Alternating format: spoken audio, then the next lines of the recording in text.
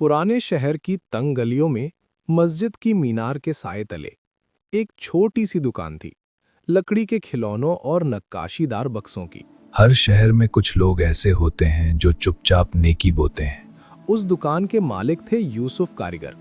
सफेद दाढ़ी, झुके कंधे, मगर आंखों में ऐसी रोशनी जैसे हर सुबह नई उम्मीद लेकर आती हो। यूसुफ लकड़ी में जान डाल देते थे।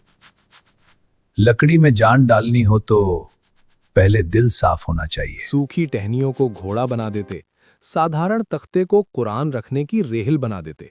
लेकिन उनके घर में सन्नाटा था, न कोई बच्चे की हंसी, न आंगन में दौड़ते कदम। उनकी पत्नी मरियम सब्र वाली औरत थी। वो या अक्सर रब कहती, तेरी मर्जी में ही रब जो हमारी देता खुशी है बेहतर देता है, और जो नहीं देता उसमें भी कोई हिकमत होती है। सूखा और संकट। एक साल शहर पर मुश्किलें टूट पड़ी। बाजार में आग लग गई, कई दुकानें जल गई। यूसुफ की दुकान तो बच गई, मगर ग्राहकी खत्म हो गई। उधर नया हाकिम आया, कठोर और लालची। उसने फरमान जारी किया कि हर कारीगर से तिगुना टैक्स लिया जाएगा। यूसुफ की कमर टूट गई। वो दिन भर लकड़ी तराशते, मगर शाम को हिसाब लगाते तो घाटा ही घाटा। एक रात मरियम ने देखा कि यूसुफ नमाज के बाद देर तक सजदे में रो रहे हैं। उनके होंठ कांप रहे थे।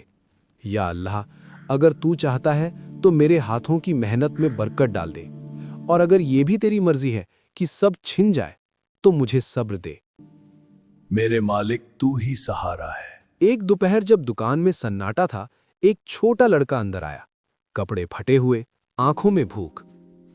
चाचा भूखा हूँ। 2 दिन से कुछ नहीं खाया, क्या काम कर दूं? यूसुफ ने उसकी हथेलियां देखीं, नर्म मगर कांपती हुई। उन्होंने पूछा, नाम क्या है बेटा? सामी। यूसुफ ने दुकान के कोने से अपना टिफिन निकाला, रोटी और थोड़ा सा शोरबा। वो खुद भूखे थे, मगर मुस्कुराए। पहले खाना खा लो, फिर काम की बात करेंगे। सामी ने आंसू भरी आंखों से खाना लिया। उस दिन यूसुफ ने उसे कुछ आसान काम सिखाया, लकड़ी घिसना, कील पकड़ना। हुनर हाथ से नहीं, नीयत से आता है। शाम को जब सामी जाने लगा, उसने पूछा, चचा मैं कल फिर आऊं? यूसुफ ने उसके सिर पर हाथ रखा। ये दुकान अब तुम्हारी भी है। कुछ ही हफ्तों बाद हाकिम के सिपाही आए। उन्होंने कहा, या तो टैक्स दो या दुकान सील कर दी जाएगी। यूसुफ के पास पैसे नहीं थे। उन्होंने सोचा, मरियम का इकलौता जेवर बेच दूं। जब उन्होंने मरियम को बताया, वो चुप रहीं। फिर अलमारी से पुराना चांदी का कंगन निकाला। ये याद है, मगर रोजी ज्यादा जरूरी है। ये मेरी अम्मी की निशानी है, अगर इससे तुम्हारी मेहनत बचती है तो ले जाओ। यूसुफ की आंखें भर आईं। उन्होंने कंगन लिया और बाजार की ओर चल पड़े। रास्ते में उन्होंने देखा, एक बूढ़ा आदमी गिरा पड़ा था, सांस तेज, हालत खराब। लोग गुजर रहे थे, मगर रुक कोई नहीं रहा था। है क्या? यूसुफ ठिठक गए। उनके हाथ में वही कंगन था जो दुकान बचा सकता था। दिल बोला, अगर अभी खर्च कर दिया तो सब खत्म। जान बड़ी है या दुकान? ईमान बोला, अगर आज किसी की जान बच गई तो क्या खोया। उन्होंने कंगन बेचा, सारे पैसे दवा और हकीम पर खर्च कर दिए। बूढ़ा आदमी बच गया। यूसुफ खाली जेब लौटे। दुकान छिन गई। अगले दिन सिपाही आए। टैक्स न मिलने पर दुकान सील चाचा कर अब दी क्या गई। होगा? अल्लाह का दर खुला है। गवाह रहना, मैंने धोखा नहीं दिया।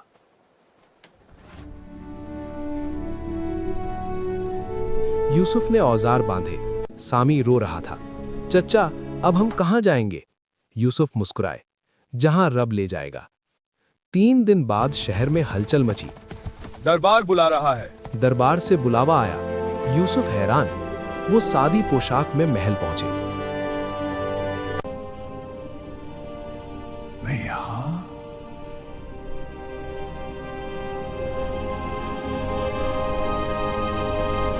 वो बूढ़ा आदमी जिसकी जान उन्होंने बचाई थी, वो कोई साधारण इंसान नहीं था। वो दरबार का मुख्य सलाहकार था, जो भेष बदलकर लोगों की हालत देखने निकला था। उसने सभा में कहा, जिस शहर में ऐसे लोग हैं, वहां बरकत लौट सकती है। उसने हाकिम की तरफ देखा। जिसने गरीब कारीगर की दुकान छीनी, वो हाकिम नहीं, जालिम है। हाकिम पद से हटा दिया गया। यूसुफ को उनकी दुकान वापस मिली, साथ ही शहर के कारीगरों के प्रमुख की जिम्मेदारी। यूसुफ ने पहला काम क्या किया? उन्होंने अपनी दुकान के पास एक छोटा मदरसा और हुनर सीखने की जगह बनाई। सामी और उसके जैसे कई बच्चे वहां सीखने लगे।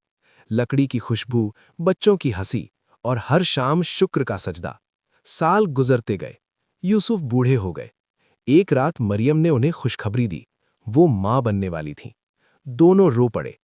इतने सालों बाद बेटा हुआ, नाम रखा इब्राहिम। यूसुफ ने उसे सीने से लगाया और फुसफुसाए, रब कभी देर नहीं करता, बस इंतजार की कीमत सिखाता है। कहानी की सीख? यूसुफ ने समझ लिया था, ईमान का सौदा कभी घाटे में नहीं जाता। जिसने अपनी आखिरी पूंजी भी किसी और की जान के लिए दे दी, उसके लिए आसमान ने दरवाजे खोल दिए। और आज भी उस शहर में जब कोई लकड़ी तराशता है तो कहता है, नीयत साफ रखो, बरकत खुद रास्ता ढूंढ लेगी।